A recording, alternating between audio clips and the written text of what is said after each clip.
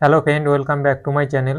আজ আপনাদের বলবো এসএআর এর ফর্ম ফিল আপ করার সময় কোন কোন ভুলগুলি করলে আপনাদের হিয়ারিংয়ের জন্য নির্বাচন কমিশনের পক্ষ থেকে ডেকে পাঠাতে পারে, অর্থাৎ আপনার বাড়িতে হিয়ারিংয়ের জন্য নোটিশ আসতে পারে। আপনি যদি এসএআর এর ফর্ম ফিল আপ করার সময় কোনো ভুল না করে থাকেন, সেক্ষেত্রেও কাদেরকে নির্বাচন কমিশন হিয়ারিংয়ের জন্য ডেকে পাঠাতে পারে সেই সম্পর্কেই আজকে আমি এই ভিডিওতে বলবো। কোন কোন কারণের জন্য ডেকে পাঠাতে পারে চলুন দেখে নেওয়া যাক। আপনারা জানেন আমাদের রাজ্যে এসএআর পর্ব 4 নভেম্বর থেকে শুরু হয়ে গেছে। আপনারা 4 ডিসেম্বর পর্যন্ত এমোরেশন ফর্ম জমা করতে পারবেন। তারপরে ডিসেম্বরের 9 তারিখে প্রকাশিত হবে খসড়া ভোটার তালিকা। তারপরে চলবে সেই তালিকার সংশোধন।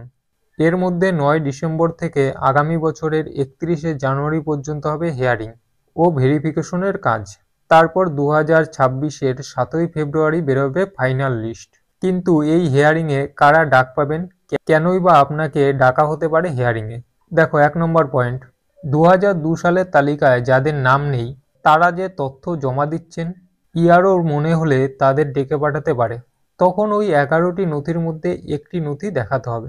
তারপর দেখো 2 নম্বর পয়েন্ট, এছাড়া 2002 এর তালিকায় যাদের নিজের নাম নেই ও পরিবারের কারো নাম নেই তাদের হিয়ারিংয়ে ডেকে পাঠাতে পারে কমিশন। তখন আপনাদের কি করতে হবে? সেখানে বৈধ ডকুমেন্ট হিসাবে আপনাদের আধার কার্ড বাদে বাকি যে 11টি নথি আছে ওর মধ্যে যে কোনো একটি নথি আপনাকে দেখাতে হবে। আর ওই একটি নথি আপনি দেখাতে পারলেই এসআইআর এর ফাইনাল লিস্টে আপনার নাম উঠে যাবে।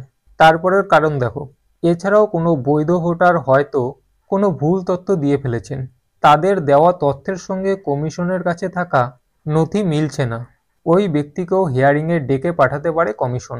তারপরের কারণ দেখো, এমনকি যারা ফর্ম ফিল আপের সময় ভুলভ্রান্তি করেছেন তাদের তথ্য যদি বিএলও বুঝতে না পারেন বা কমিশন যদি বুঝতে না পারে, তাহলে ওই ব্যক্তিদের হিয়ারিংয়ে ডেকে পাঠাতে পারে কমিশন।